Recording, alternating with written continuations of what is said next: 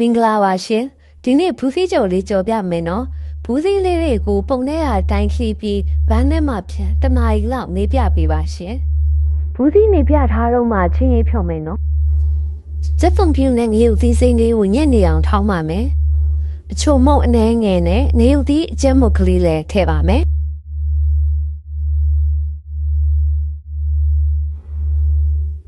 ပဲကျက်မုတ်လေးငယ်ထည့်ပါမယ်တကြားထည့်ပါမယ်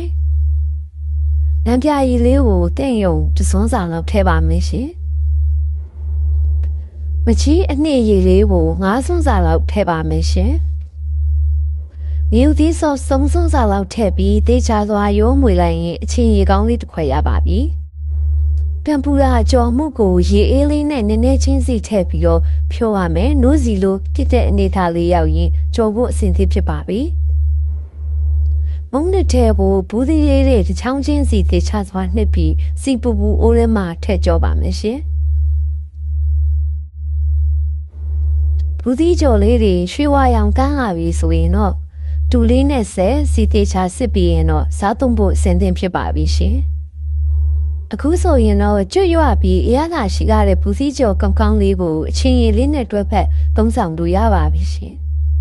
ရိုးရှင်းတဲ့ဟင်းချက်နေလေးတွေနဲ့ပျော့ပျော့ချက်ဖို့အင်ရှင်မအကောင့်လေးကို like and follow လုပ်ပေးပါနော်ကျေးဇူးတင်ပါတယ်ရှင်